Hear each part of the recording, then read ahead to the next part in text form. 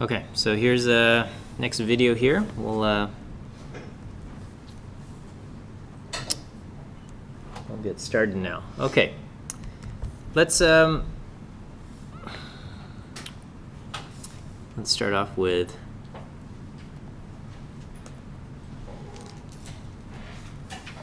statistics. Okay, so statistics. What is statistics all about? Okay.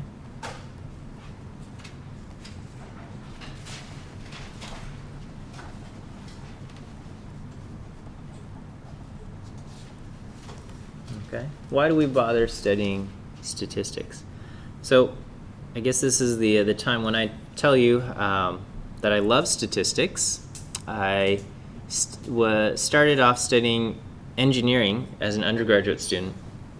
I took an introductory statistics class, and it changed my life. I finished my engineering degree, but then I decided to come back to graduate school and pursue my PhD in statistics, which I just finished a few months ago, and here I am teaching statistics, hoping to at least give you an appreciation for the subject matter. Okay, statistics is very different from many of the other math classes that you'll take. Of course, there's math involved, but statistics is an application of math to real-world situations and real-life data. Okay, so what is statistics all about? Okay, so I'm going to just say a few things. Okay, we study statistics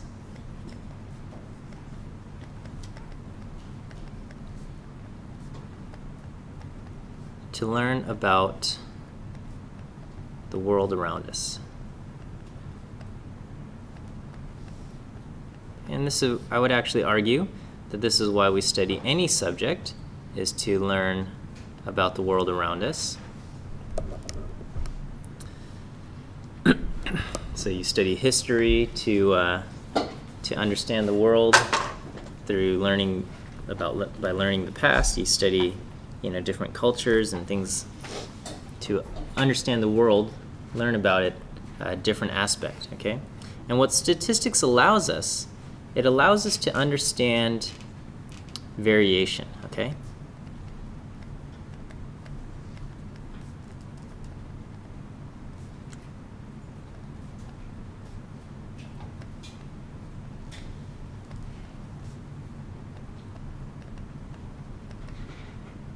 So what do I mean by that? Okay, so variation is the aspect in life that everything is different. Okay, you look around the classroom, every single person here is different. Okay, that said, there are also aspects that don't vary much too much from each person. Okay, all of you have bones, all of you have blood, all of you have certain aspects that distinguish you as human beings and not other animals. Okay, but then again, if we look at each person, your hair color is different, your skin color might be different, your genders are different, your ages are different. So everyone is different, but then there are also things that are similar. Okay, so similar and different, right? So differences between people, or between, I'll just say between things, but also similarities.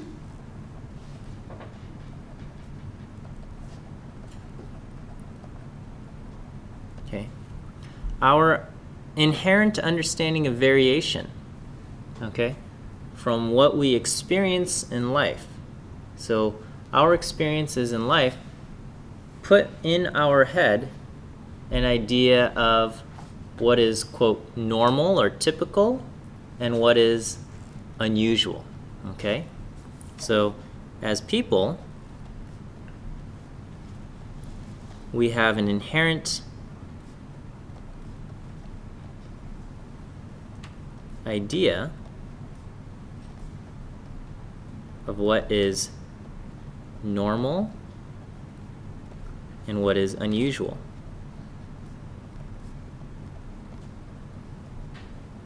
Okay, but this is all very much shaped by our upbringing, the culture that we're exposed to, and what we've been exposed to in life, okay?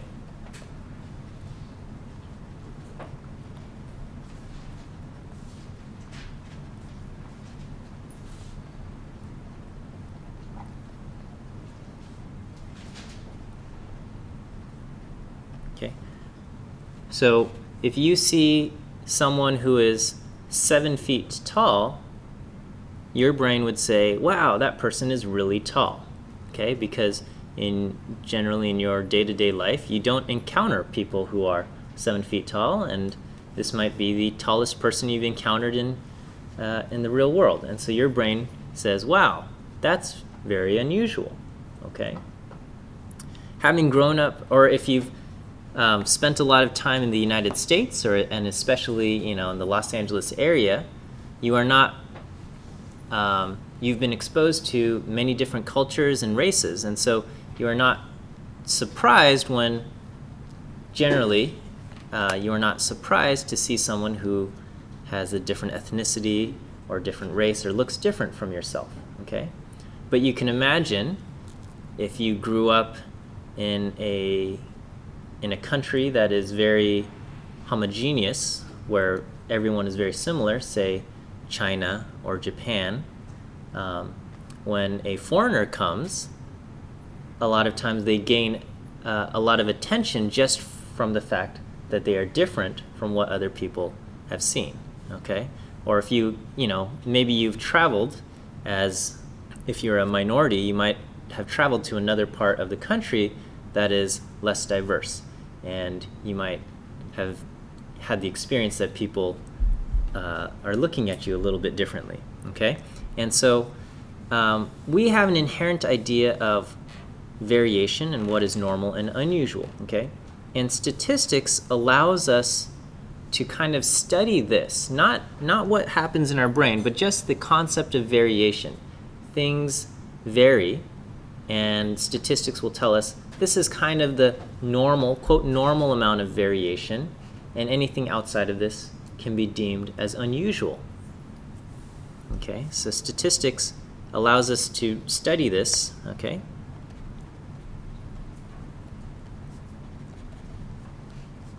Allows us to objectively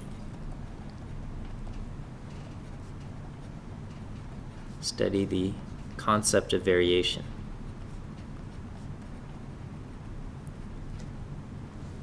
Okay, so statistics won't be shaped by its upbringing, okay, its cultural background and things like that. Okay, we can do an objective study. And by studying variation and understanding this concept of variation, statistics also allows us, and this is what I would argue is maybe the primary benefit of studying statistics. Statistics allows us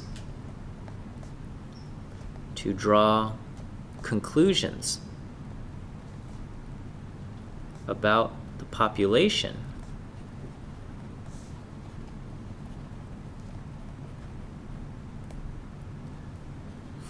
even though we only observe a sample. So here are two words in here that I'm going to have to define. I have to define what a population is and what a sample is. Okay. So a population is everybody that is relevant to answering a question that we have. So we might have a question, and the question could be something like, what is the average income in the United States? Or it could be, what percentage of Americans subscribe to HBO, or something like that. Okay, we could have a question, something like that. Okay, or what percentage of Americans are classified as obese, or what percentage of Americans feel this way about this issue, okay? We can have a question like that, and if we wanted to answer the question, what percentage of Americans are obese, the only way we could actually answer that question would be to look at every single American, okay? There's 300-something million people in the United States. We would have to look at every single one, and for every single one, we would have to classify, is this person obese or not obese, okay? And after looking at every single person, and let's say there's, 306,585,238 people, and maybe we count 101,862,300 people who are obese. Then we can take a fraction, divide those numbers out, and say this is the percentage of people who are considered obese, okay? But that would require looking at every single person. Does that make sense? Okay, so let me, let's go to a new slide. So let's say we have a question. We're going to call it our research question.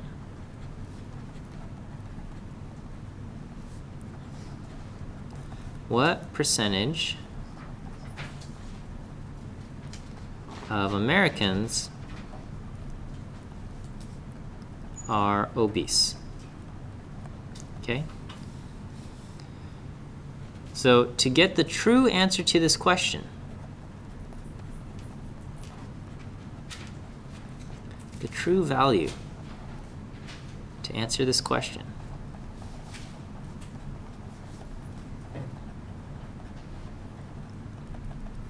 we need to count, or survey, I should say survey, every single American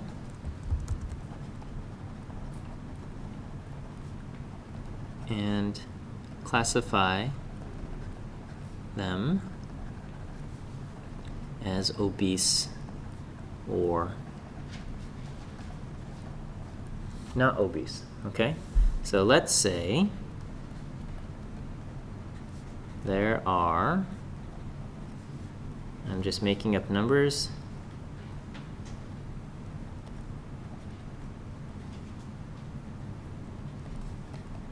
people, and I'm going to say 97 million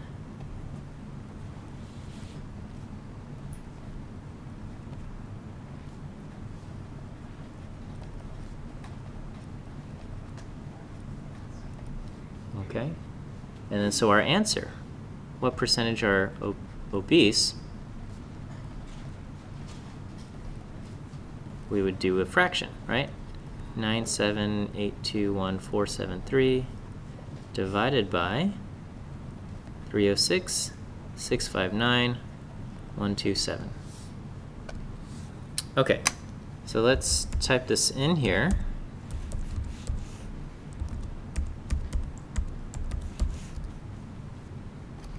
And we get this, 0.31899.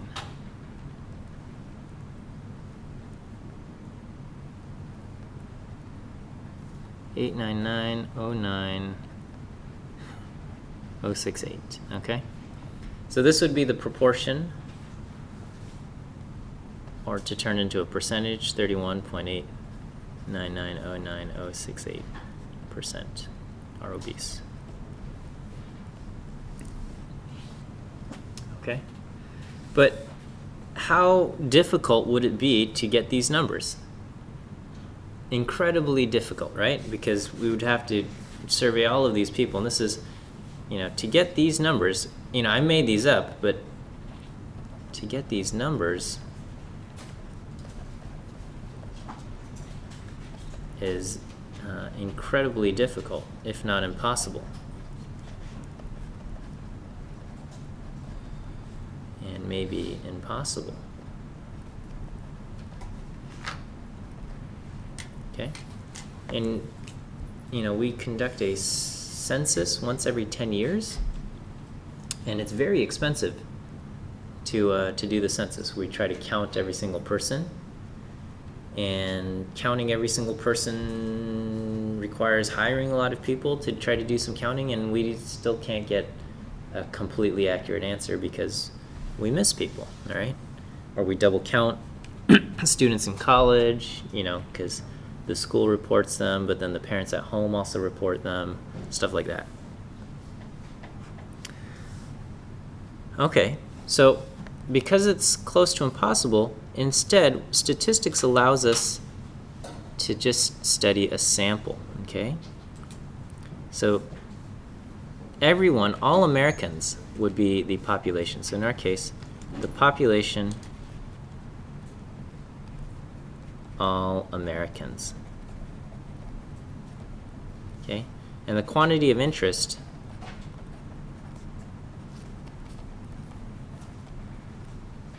is the percentage who are obese. Okay? But statistics says, okay, this circle represents all 306,659,127 people. This is everybody in the population. This is too many people to survey. We're not going to try to survey every single person.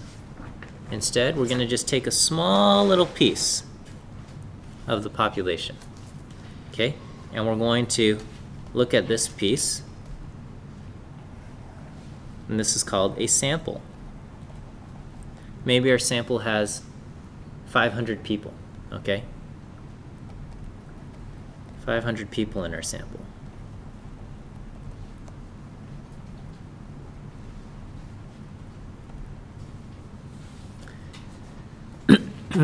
And maybe in our sample,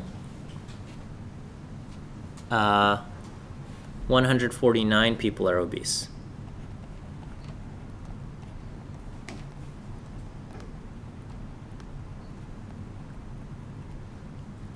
Okay.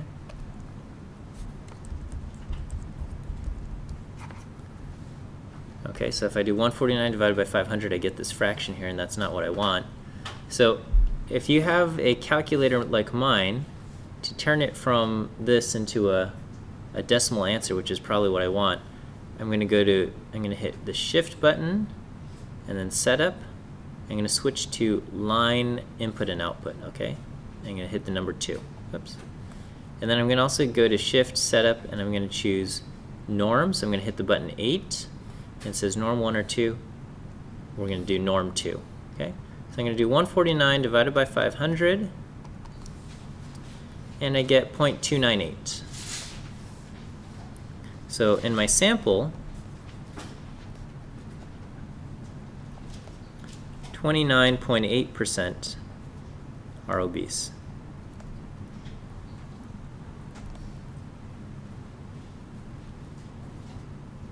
Is that okay?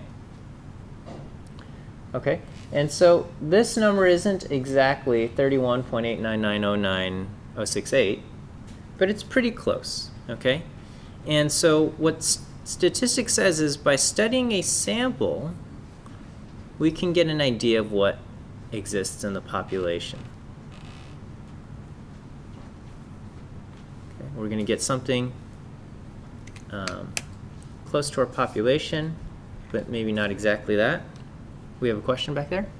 In order to do that, don't we also have to diversify what people are in the sample and what methods are used? Yeah, so we're going to talk about that in a moment here, okay? So you know, in my sample, I get 29.8% are obese, and even though I looked at only 500 people, I can be pretty confident that this number 29.8% is going to be within about 4 percentage points of the true answer, okay? And we'll talk about how we get that, you know, at a later point.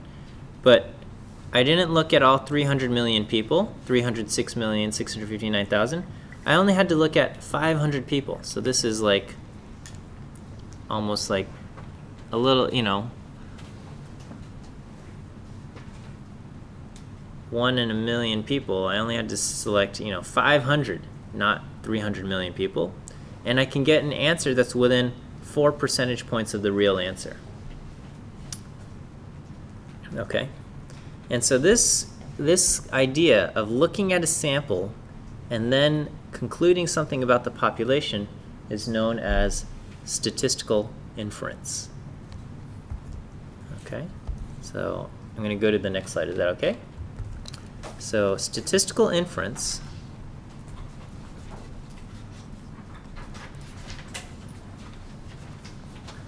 allows us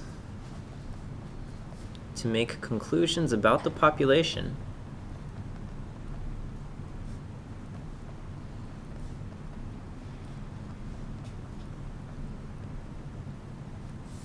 even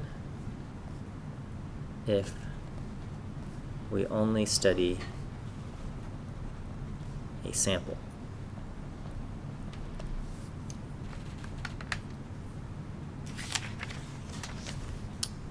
Okay.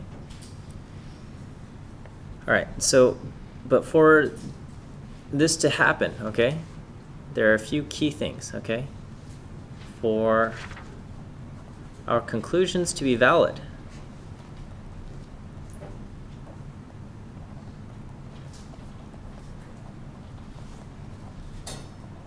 our sample must be representative of the population.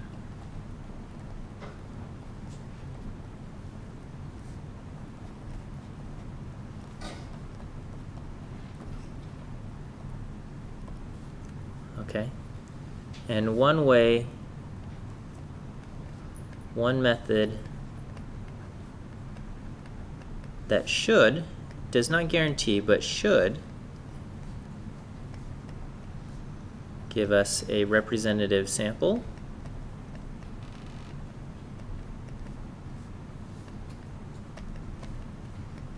is simple random sampling.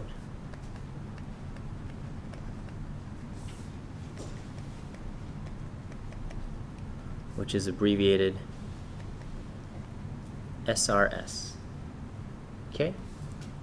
In simple random sampling,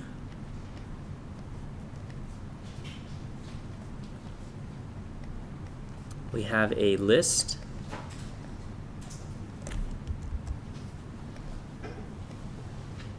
of everyone in the population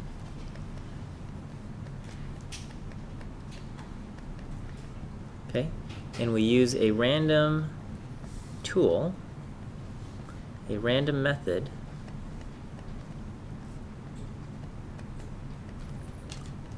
to select from that list, to select individuals one by one from that list.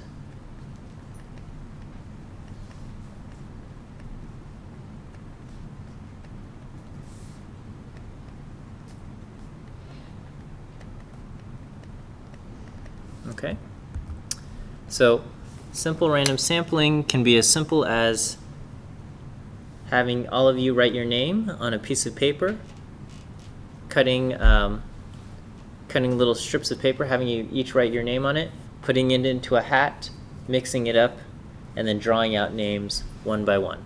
That would produce a simple random sample. Okay, for bigger groups, usually a lot of times we use a computer to draw random samples. Okay, whatever it might be, you're going to have, you need a list of every single person. You draw from that list one by one, and that will give you a simple random sample. And a simple random sample should be representative of the population. But because it is random, every now and then you don't get something totally representative, okay? So for example, if you select people at random, we would expect, if you select 100 people at random, we would expect about half of them to be men and half to be women, right?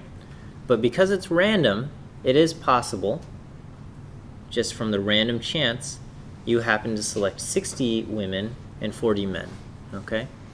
And so that doesn't happen very often, or it shouldn't happen very often, but because it's random, sometimes you don't get a representative sample. But simple random sampling, overall, for the most part, will give you a representative sample. And when you have a representative sample, you can look at just the sample and then make conclusions about the population. So anytime there's an election, okay, so election's coming up next year, presidential election, people are already campaigning, and they're already, news organizations are already sending out polls, and they're saying, how do you feel about this candidate? How do you feel about this candidate? And they're all trying to get an idea of how the population, that being all voting adults, will vote on actual election day. But prior to that, they're only taking guesses, okay? And so we get the results of the population vote on election day, but everything before that is just kind of guesses as to who's going to win and things like that. But they're educated guesses based on samples, okay? So that is that's kind of statistics, the big picture statistics in a nutshell. Okay, we're going to get there by the end of our 12th week, or we'll actually cover kind of this ideas earlier, maybe around the 7th or 8th week. But the idea is we want to make conclusions about everyone without needing to study everyone. Okay, and having representative samples will allow us to do that. Okay, so what is statistics? This picture, all right? Here's the population. This is too big to study directly. We're taking just a small piece of it. This is our sample. And by studying this sample,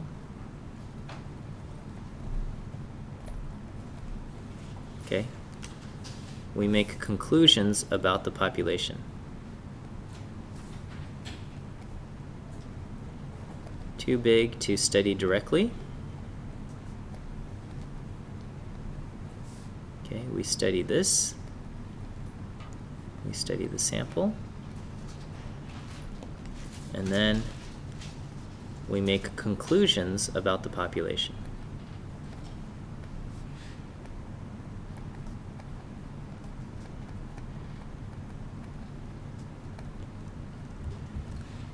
Now, there's a lot of basic understanding and groundwork that we have to lay in the first 5 or 6 weeks of class, just about describing data, describing stuff.